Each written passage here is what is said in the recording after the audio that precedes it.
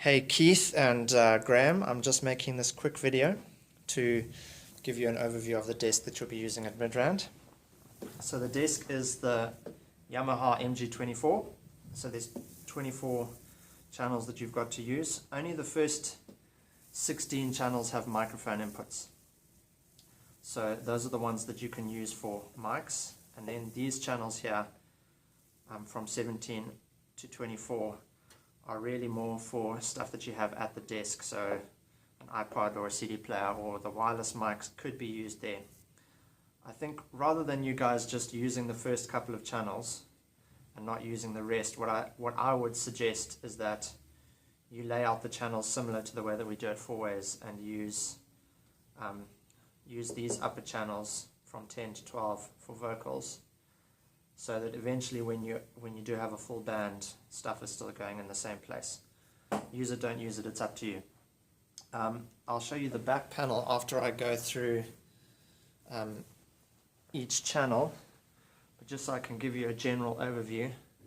All the channels are here. Then these are the two effects channels. Then these are return channels. You don't actually really need to worry about these at all. And then these are the masters for the sends. So these are your aux sends here. And the effects are basically sends that are internally connected to the effects unit, and then come back on these channels here.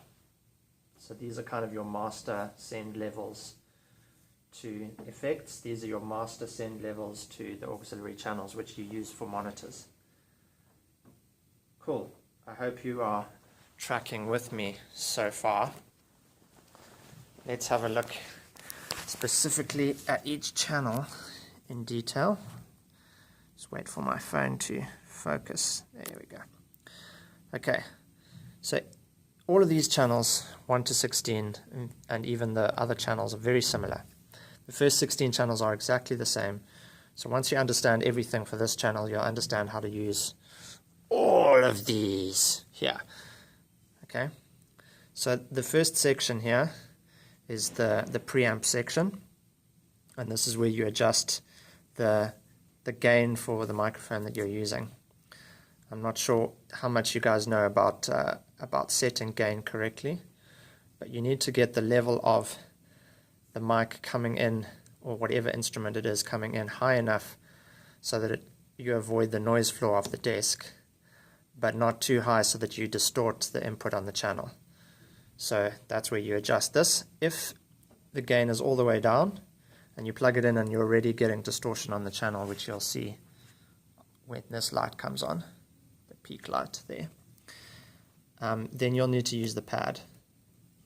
But generally that happens if you're plugging an active output from a keyboard or from a CD player or something like that into the mic input.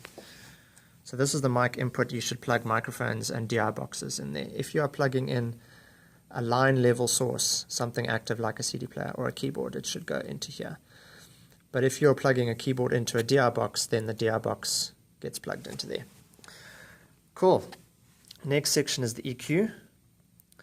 It's basically a 3-band EQ. You've got low, then the mid-band, and then the high frequency. The high frequency is set, I think, at 12K. I'll have to refer to the manual, but if I remember correctly from when we used this desk about 10 years ago, that's at 12K, and the low frequency is at 80 Hertz. Again, I can't remember if those frequencies are accurate, but I think they are. Then the mid-band is a parametric EQ. So you select the frequency that you want with this knob. So if you want to boost or cut 250 Hertz, you put it there, and then you can boost or cut. Cool. I did skip the one thing here. High pass filter at 80 Hertz. This should be in for everything except the kick drum and the bass guitar. And if you're playing music through one of these channels, then generally you can leave that out. But you want the high pass filter in for pretty much everything.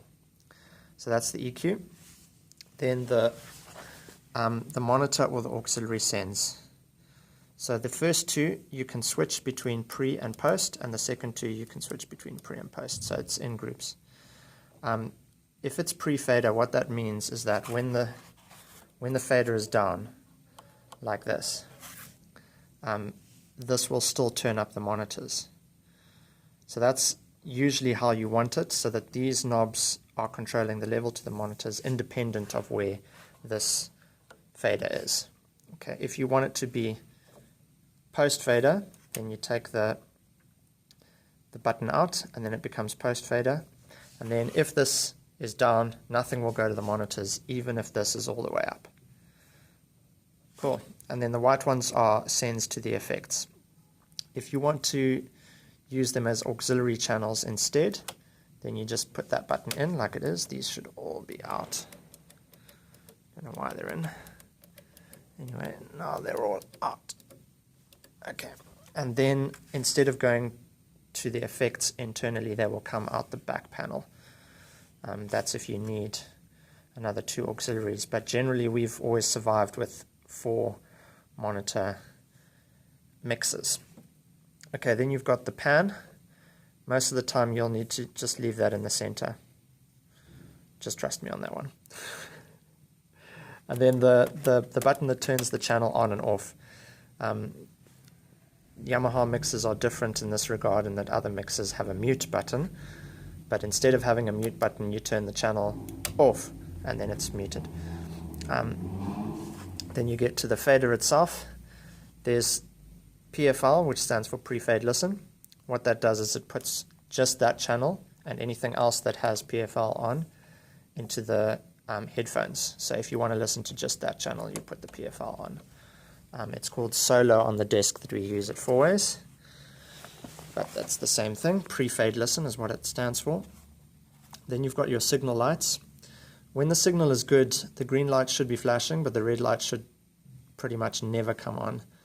The preamps on this desk are not great, so don't push them into the red at all. Keep them in the green. You should actually be using these meters to set your level, so that your level is sitting somewhere around between -6 and 0. When you PFL a channel, the input will come up on those meters there. Then there's your routing options here. If you want to use the groups, what that does is it allows you to, let's say, take drums, the first 4 channels, and put them on group 1 and 2. And then you would be able to control drums with these 2 faders, group 1 and 2.